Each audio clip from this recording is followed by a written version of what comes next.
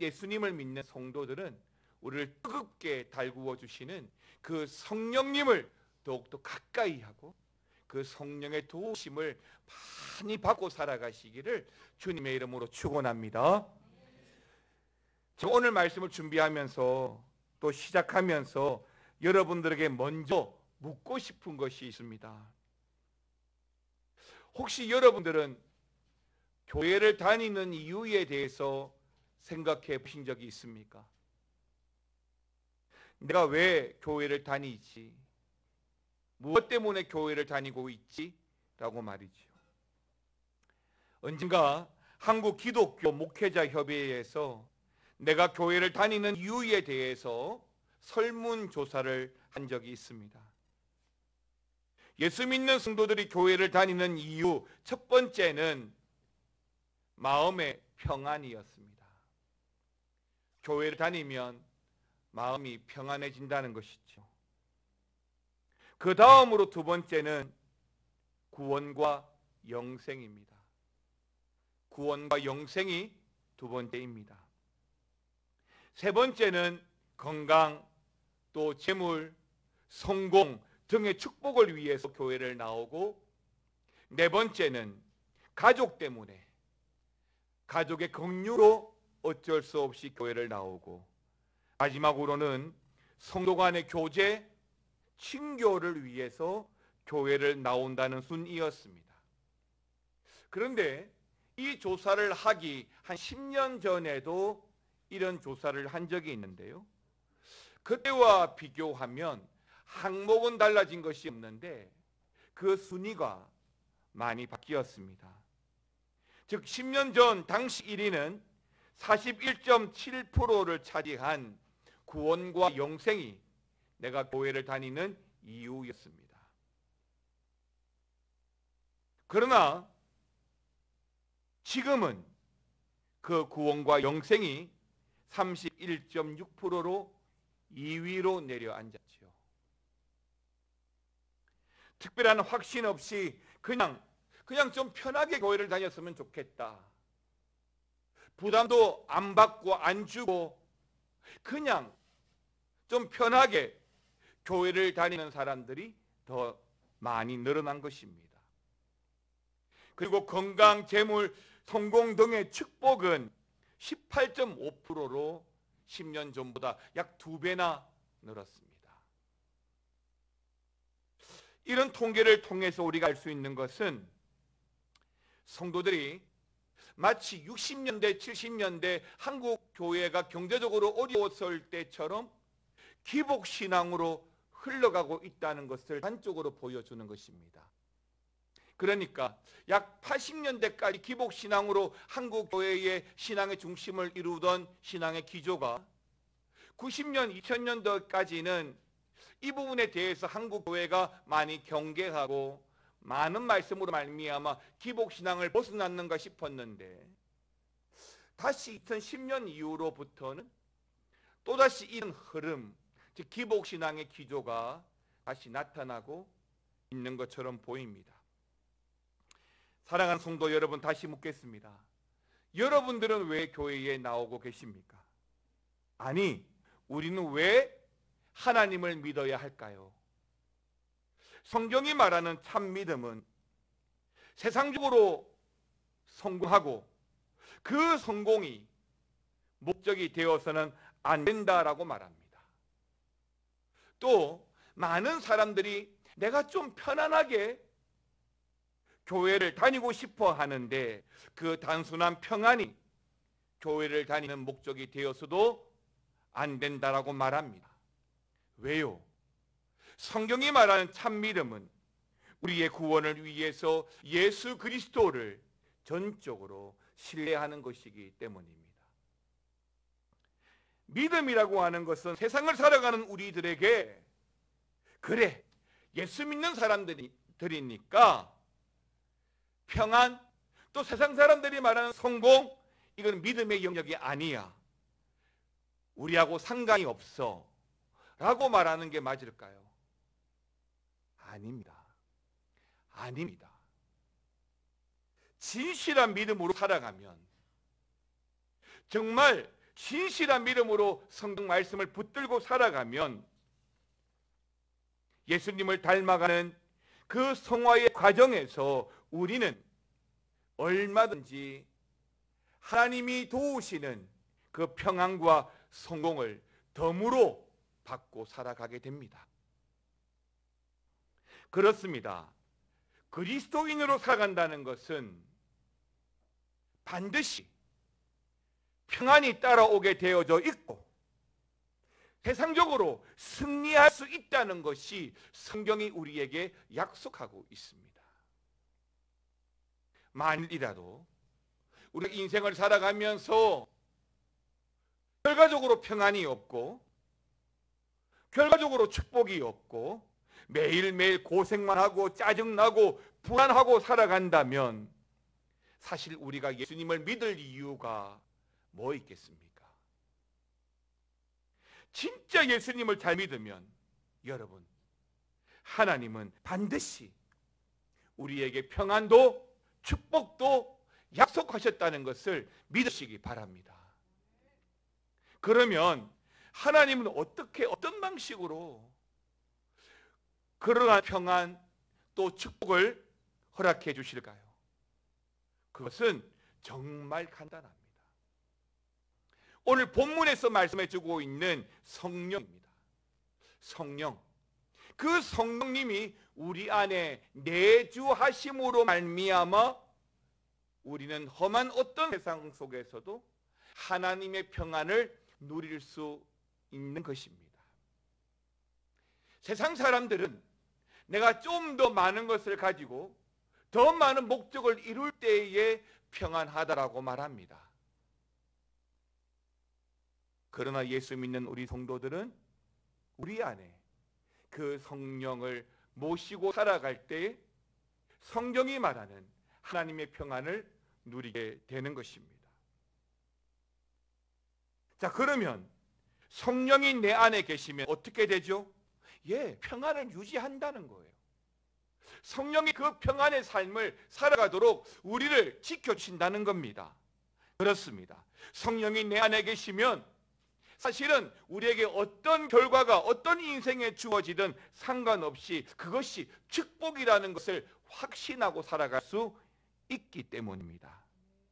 설혹 그 결과가 내가 생각했던 것과 달리 실패라고 말해도 성령이 내주하심으로 말미암아 주어진 결과일 때에는 그 또한 축복이라고 우리는 받아들일 수가 있는 것입니다. 그리고 저는 목사로서 사실 많은 실패를 통해서 훗날 성공의 디딤돌로 삼았던 경험을 수없이 보았습니다. 아니, 그 실패로 말미암아 세상 사람들이 말하는 성공, 또 그 성공의 회복으로 완전하게 자리를 채우지 못했다 할지라도 저는 많은 분들이 기뻐하고 감사하고 평안해하는 것을 보았습니다.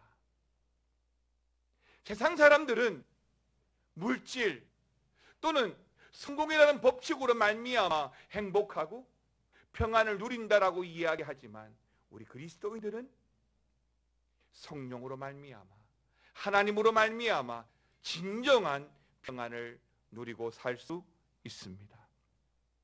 사랑하는 성도 여러분, 여러분 안에 성령을 모시고 계십니까? 그 성령을 모시고 살아가시기 바랍니다. 성령이 우리 안에 계시면 모든 두려움이 사라지고 어떤 상황 가운데에서도 세상이 모르는 하나님의 평안을 누릴 수 있습니다.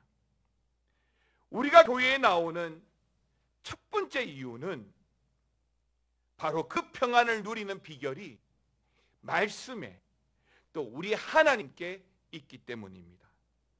그리고 엄밀하게 말하면 성령이 주는 그 평안, 사실은 세상이 가져다 주는 그 평안과는 비교할 바가 못 되죠. 예전에 TV에서 다큐멘터리를 본 적이 있습니다. 20세 젊은 한 여자 청년이 교도소에서 있었던 일을 보여주었는데요. 그 여청년은 사실 중학교 시절에 부모님의 이혼으로 말미암아 가출하게 되고 그 뒤로 부모님의 얼굴을 단 한 번도 보지 않고 혼자 살아왔습니다. 혼자 살면서 주유소에서 알바도 하고 또 친구들 집에서 잠을 자기도 하고 그러다 보니까 학교는 다니지 못했습니다. 그러던 중 아르바이트 하던 미용실에서 돈 몇만 원과 미용실 기자재를 훔친 것 때문에 19살에 소년원이 아닌 교도소에 들어오게 되었던 것입니다. 그리고 그곳에서 그 여자 청년은 혼자가 아니라 교도소에 들어와서 갓난 아기와 함께 살았습니다. 교도소에 들어오기 직전에 아이를 가졌고 감옥에서 아이를 낳았지만 누구도 그 아이를 길러줄, 아이와 함께 해줄 부모도 지인도 없었던 것이죠. 이렇게 보면 너무 불쌍하지 않습니까? 너무 비참하지 않습니까? 가정적으로도 불행하고 불쌍했는데 어떻게든 혼자 살아보려고 뛰쳐나온 그 인생이 교도소고 그 교도소 안에서 아이를 낳았는데 아무도 그 아이를 축복해 주기는커녕 그 아이를 위해서 함께 해주지 않는다는 그 사실이 말이죠. 그런데 이 청년의 삶이 점점 모범적으로 바뀌어 갑니다. 자신의 삶을 돌아보면서 잘못 살아온 부분들을 회개하고 고쳐가고 있었습니다. 그 배경에는 사실은 그 청년을 꾸준히 찾아왔던 그의 변호사, 국선 변호사 덕분이었습니다. 감옥에 들어오기 전 국선 변호사의 도움을 받았는데 그 뒤로도 그 변호사가 꾸준히 교도소로 찾아와서 좋은 말도 해주고 선도해 주었다는 것입니다. 어느 날 이 여자 청년이 그 변호사에게 처음으로 편지를 보냈습니다. 그 편지의 내용이 이랬는데, 변호사님이 한결같이 저를 믿어주시고 한결같이 제 편이 되어주셔서 너무 고맙다는 내용의 편지였습니다. 그 가운데 사실 제 마음을 들썩이게 했던 한 구절이 있었는데, 변호사님, 제 주변에는 지금까지 저를 혼내주는 사람이 없었습니다. 친구들도 같이 어울려 놀기에 바빴고, 이혼한 이후로 부모님도 제 행동에 관심을 가져주지 않았습니다. 제가 잘못할 때 그렇게 하지 말라고 말해주는 사람이 없었어요. 간혹 야단을 치는 사람들도 있긴 했지만 저는 그때마다 그들이 제 편이 아니라고 생각했어요. 변호사님처럼 야단치는 사람이 제 주변에 있었더라면, 이런 내용이었습니다. 저는 이 청년의 편지글 가운데 내 편이 되어서 야단치는 사람이 없었다는 이 말이 사실 제 마음에 많이 와 닿았습니다. 목사로서 한 교회를 담임하고 목회하면서 목사의 역할이 뭘까? 강단에서 하나님의 말씀을 대언하고 어찌되었든지 여러분들의 말씀으로 살아가도록 양육하고 인도하는 것이 제 역할이고, 또 한 가지가 더 있더라고요. 때로는 여러분들이 신앙의 길에 벗어나고 잘못된 선택의 삶을 살아갈 때에는 목사로서 야단도 치고 꾸중도 하고, 그래서 다시 신앙의 중심을 바로 잡을 수 있도록 해야 하는데, 사실 저를 비롯한 많은 목회자들이 그렇게 하지를 못합니다. 조금만 야단쳐도 사실은 그것을 받아들이기보다는 마음에 남겨두고 상처를 받고 심지어는 시험도 받지요. 오늘 이 청년의 표현으로 보게 되면 아무도 자기 편이 되어주지 않았고 그 진실한 마음으로 야단쳐 주지 않았기 때문에 결국 이렇게 되었다는 말처럼 들립니다. 이제 이러한 내용을 전제로 하고 오늘 말씀을 함께 살펴보겠습니다. 도우시는 성령님 첫 번째 말씀으로 함께 보고 싶은 것은 바로 성령의 역할입니다. 오늘 본문에서 우리 예수님은 자신이 세상을 위해서 십자가에 달려 돌아가신 후에 홀로 이 땅에 남아있을 제자들에게 한 가지 약속을 하셨습니다. 성령을 보내주시겠다는 것입니다. 여러분, 요한복음 14장 16절 말씀을 같이 한번 읽어볼까요? 읽겠습니다. 내가 아버지께 구하겠으니 그가 또 다른 보혜사를 너희에게 주사 영원토록 너희와 함께 있게 하리니. 아멘입니다. 예수님은 이 땅에서의 십자가의 사명을 완수하고 구원의 완성을 이루시고 십자가에서 죽으셨습니다. 그런데 보혜사를 영원토록 우리와 함께 있게 하겠다라고 약속하셨습니다. 지금까지는 우리 주님이 우리와 함께 있어서 우리의 그늘이 되고 우리의 버팀목이 되어 주었지만, 이제는 세상의 모든 죄를 위해서 십자가에 달려 죽어야 한다라고 말씀하시고, 이제는 너희가 홀로 남게 되겠지만 반드시 성령을 보내주시겠다라고 약속하셨습니다. 성령, 그 성령을 우리에게 보내주신 것입니다. 여러분들은 어떻게 생각하실지 모르겠지만, 목사님 어떻게 성령 충만 받습니까? 성령 충만의 증거는 무엇입니까? 많은 사람들이 성령 충만하면 방언을 말하고 병을 고치고 기적을 행하고 길거리에서 서서 전도를 많이 하는 것으로 생각합니다. 그것도 맞습니다. 그것도 성령 충만함 받은 하나의 증거입니다. 하지만 우리가 성령이 충만하다라고 할 때 분명히 확인해야 하는 것이 있습니다. 즉, 성령이 누구냐, 성령이 어떤 분이냐라고 하는 그 사실을 우리가 분명히 알아야 한다는 겁니다. 요한복음 14장 16절에서도 그렇고 오늘 본문에서도 그렇고 성령님으로 표현되고 있는 단어가 무엇이었습니까? 성령님의 이름이 뭐였습니까? 보혜사였습니다. 이 보혜사라고 하는 말은 헬라어로 파라클레토스라고 사용되는 단어입니다. 바로 이 파라클레토스, 이 단어의 어원은 옆으로 불려온 자입니다. 영어로는 called alongside라고 합니다. 그리고 이 말의 헬라어 문헌에서는 바로 법정의 변호사를 표하는 말입니다. 그러니까 파라클레토스, 성령은 이 표현은 어떤 사람을 변호하고 그에게 조언해 주기 위해서 alongside, 그 사람 옆에 온다는 겁니다. 그게 바로 보혜사이고 성령인 것입니다.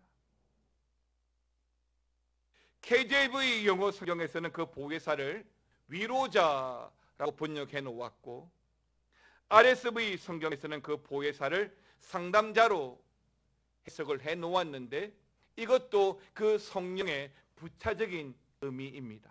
결론적으로 오늘 본문에 나오는 이 성령, 즉 보혜사는, 파라클레토스는 여러분들이 변호사, 또 법률 상담자, 법적인 변호인으로 아시면 되겠습니다.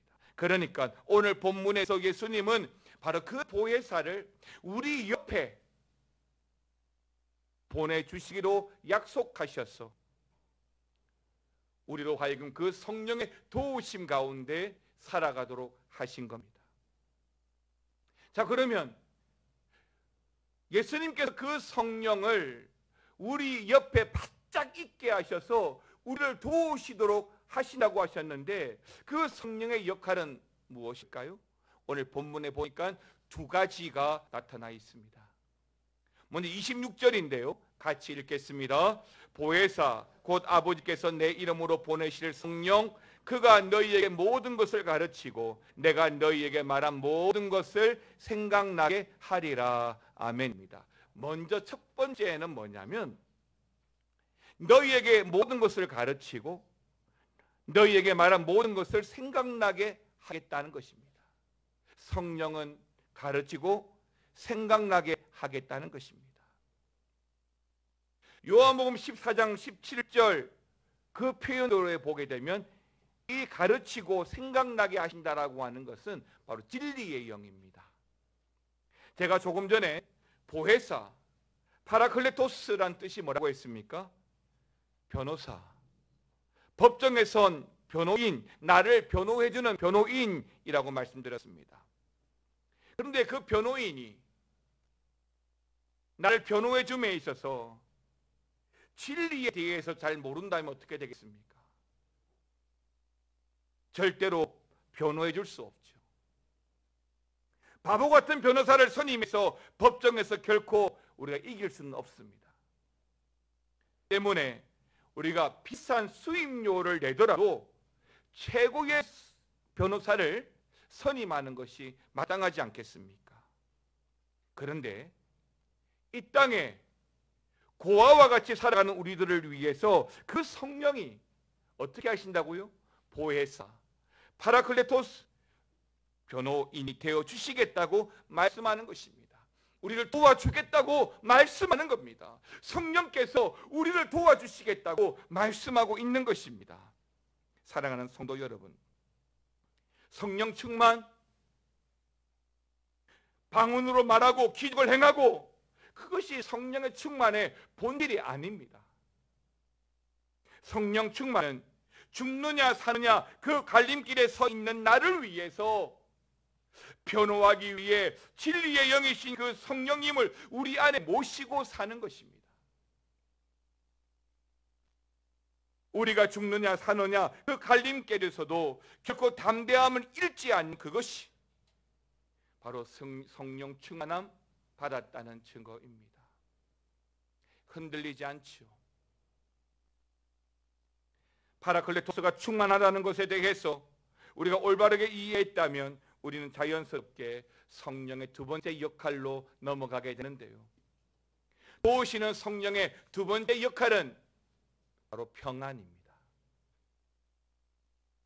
14장 27절은 우리에게 이렇게 말합니다.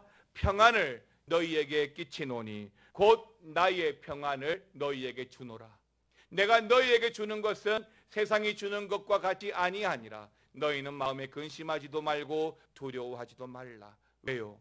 근심하고 두려워하면 하나님의 성령을 받을 수가 없습니다. 하나님의 평안을 얻을 수 없습니다. 그렇습니다. 보혜사가 우리 안에 충만할 때 나를 돕는 그 변호사가, 그 성령이 확실하게 나를 지지하게 될 때 우리가 느끼는 그 감정이, 그 상황이 바로 평안이라는 것입니다. 나 어느 곳에 있든지 늘 평안하다라고 고백하는 것과 같은 것입니다. 세상에서 우리가 누렸던 평안은 어떤 조건, 어떤 환경, 어떤 소유로 말미암아 누리는 것이었습니다. 그러나 우리가 성령으로 말미암아 누리는 평안은 나 어느 곳에 있든지 늘 평안하다고 고백할 수 있는 근거가 되는 것입니다. 이것이 예수님께서, 성령께서 진리의 영이 되어서 너희를 가르칠 것이라고 말씀하시고 난 뒤 곧바로 이어서 평안에 대해서 말씀해 주시는 이유인 것입니다. 맞습니다. 성령 충만은 평안입니다. 어떤 상황 속에서도 평안입니다. 주어지는 상황과 환경이 내 생각과 달라져도 평안입니다. 그렇습니다. 성령이 나를 변호해 주시는 파라클레토스, 내 안에 충만하다면 우리는 자연스럽게 평안을 누리게 됩니다. 아무리 내일 큰 재판을 앞두고 있어도 우리는 세상이 주는 것과는 전혀 다른 놀라운 평안을 누리게 될 것입니다. 왜요? 성령이 바로 우리 옆에 바짝 붙어서 우리를 도우시니까요. 사랑하는 성도 여러분, 성령 충만으로 살아가시기를 주의 이름으로 축원합니다. 성령 충만하다는 것은 내 편에 서 계신, 내 옆에 바짝 붙어 계신 그 성령님을 내가 느끼는 겁니다. 내가 기쁠 때도 감사하고, 슬플 때도 감사하고, 내가 잘 나갈 때도 감사하고, 어려운 상황이 닥쳐도, 아니 사느냐 죽느냐 하는 그 불안한 갈림길에 서 있다 할지라도 우리가 그 가운데 평안을 누리고 감사를 고백하는 그것이 내가 성령 충만함 받았다는 증거입니다. 두려워하지 마십시오. 마음에 근심하지 마십시오. 그리고 성령 충만하십시오. 언제나 내 편에 서신 그 파라클레토스 보혜사, 그 성령의 임재를 여러분들이 다 아시길 바랍니다. 두 번째는 우리를 내버려 두지 않으시는 성령님이십니다. 미국의 로버트 슐러 목사님이 쓰신 글입니다. 절벽 가까이로 나를 부르셔서 다가갔습니다. 절벽 끝에 더 가까이 오라고 하셔서 더 가까이 다가갔습니다. 그랬더니 절벽에 겨우 발을 붙이고 서 있는 나를 절벽 아래로 밀어버리시는 것이었습니다. 물론 나는 절벽 아래로 떨어졌습니다. 그런데 나는 그때서야 비로소 알았습니다. 내가 날 수 있다는 사실을. 우리는 세상을 살다 보면 나 혼자인 것 같고 하나님이 안 보이는 것 같은 시간이 얼마나 많습니까? 그 가운데 우리들은 돈이 원수라고, 때로는 자식이 원수라고 말하거나 심지어 하나님을 향해서 하나님 왜 나를 이렇게 만드셨습니까? 라고 탄식합니다. 그러나 우리가 알고 있는 것이 있습니다. 그것은 하나님이 나를 절대로 그냥 밀어버리지 않는다는 사실입니다. 내가 날 수 있도록 나를 만들어가고 계신다는 것입니다. 창세기 37장에 나오는 요셉은 바로 그런 인생을 살았죠. 완벽한 절벽 같은 노예 생활, 감옥 생활, 그리고 억울한 누명, 형제들로부터의 죽음의 위협까지 그는 정말 심각한 절벽에 다다랐지만 그때마다 하나님이 날 수 있게 하심을 믿었고 결국 순간마다 내 옆에서 도우시는 그 보혜사 파라클레토스를 경험하는 성령 충만한 삶을 살 수 있었던 것입니다. 사랑하는 성도 여러분, 하나님 우리를 고아처럼 그냥 내버려 두지 않습니다. 우리를 절벽 아래로 무책임하게 그냥 떠밀어 버리지도 않습니다. 요한복음 14장 18절 말씀은 우리에게 이렇게 말씀하십니다. 같이 읽겠습니다. 내가 너희를 고아와 같이 버려두지 아니하고 너희에게로 오리라. 아멘입니다. 여러분, 여기 18절 말씀에 너희를, 이 너희와 마지막에 있는 너희의 여러분의 이름을 넣어서 이 18절 말씀을 다시 한 번 더 읽어보겠습니다. 내가 명구를 고아와 같이 버려두지 아니하고 명구에게로 오리라. 아멘입니다. 주님은 우리가 이리 휘둘리고 저리 휘둘리고 있을 때에 나 혼자 덩그러니 떨어진 채로 살아가게 하지 않고 우리에게 보혜사 성령님을 보내주셨습니다. 할렐루야. 파라클토스, 그 성령님은 반드시 여러분과 함께 하심을 믿으시기 바랍니다. 보혜사 성령은 저와 여러분이 혼자 있는 순간, 어느 누구도 우리의 편이 없을 때 혼자 망각해서 무엇부터 해야 할지 모르는 바로 그 순간에 우리 옆에 바짝 붙으셔서 우리를 변호하고 보호하시는 하나님이심을 믿으시기 바랍니다. 살아가면서 건강 문제 때문에, 자녀 문제 때문에, 경제적인 문제 때문에 어떻게 확 되고 싶다는 생각을 혹시나 해보신 적이 있는지 모르겠습니다. 하지만 기억하십시오. 여러분이 기억하고, 아니 여러분이 고민하고 불안하고 그렇게 안절부절했던 그 순간에 여러분은 결코 혼자가 아니었습니다. 찬양의 가사처럼 하나님은 한 번도 우리를 실망시킨 적이 없고 결코 우리를 떠나신 적도 없습니다. 결코 우리를 버리지도 않겠다라고 약속하셨습니다. 사랑하는 성도 여러분, 내가 당황할 때, 내가 한마디 말 붙일 곳이 없을 때, 내가 힘들어 죽을 것만 같을 때 하나님은 우리를 안아주시며 우리의 편이라고 말씀하십니다. 지금은 비록 힘들고 절벽으로 떨어지는 것 같지만 반드시 날아오르도록 우리와 함께 하신다고 말씀해 주고 있습니다. 바라기는 십자가로 말미암아 우리에게 보여주신 그 성령, 단 한 번도 우리를 실망시킨 적이 없고 우리 옆에 바짝 다가오셔서 우리를 도우시는 그 성령, 그 성령님으로 말미암아 여러분의 인생이 복되고 평안하기를 축복합니다. 하나님의 그 평안으로 성령의 내주를 경험하고 그 인생으로 살아가시기를 주의 이름으로 축원합니다. 하나님 한 번도 나를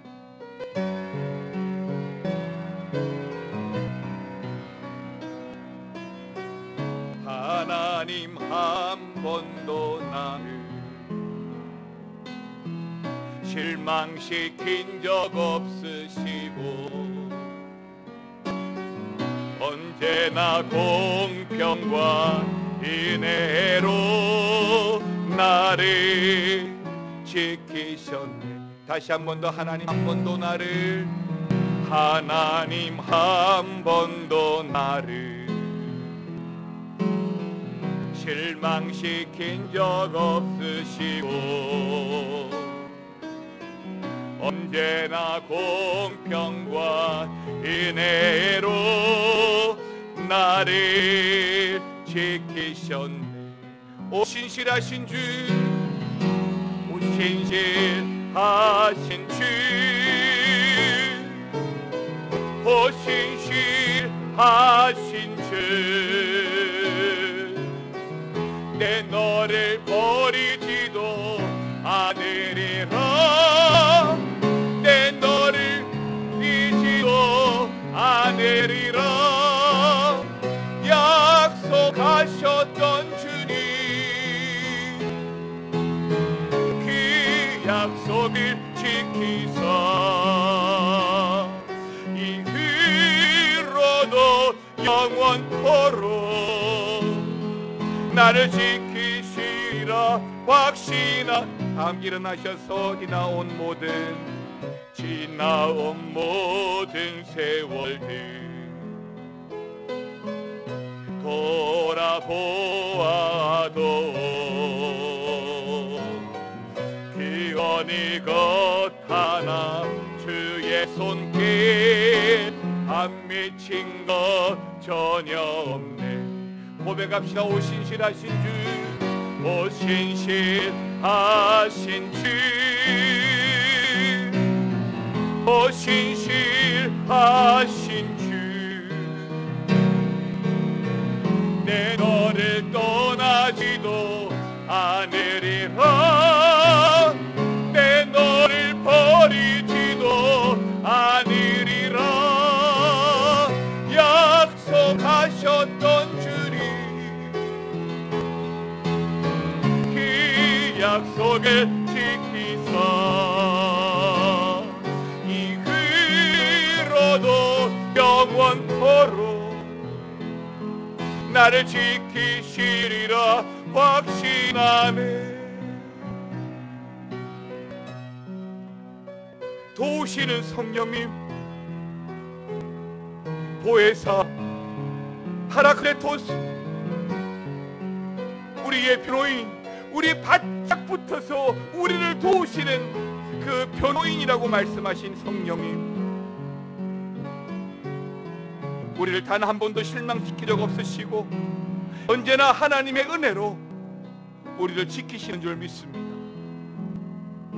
성탄의 주일 이번 한 주간에도 하나님의 그 평안으로 그 성령의 충만함으로 살아가도록 주여 은혜를 내려 주시옵소서. 어쩔 수 없이 세상 가운데 살아간다 하지만 그러나 하나님의 평안으로 살아가는 우리 신실한 성도들 되어지도록 주님 위로하시고 함께 하시고 역사하여 주시옵소서. 지금은 우리 주 예수 그리스도의 은혜와 아버지 하나님의 사랑과 성령의 감화감동 교통충만 역사 위로하여 주심이 보혜사 파라클레토스 우리 옆에 바짝 붙어서 도우시는 그 하나님으로 말미암아 주의 평안을 얻고 누리며 살아가기를 원하는 모든 성도들과 가정과 교회 위에 영원토록 함께 있을지어다. 아멘.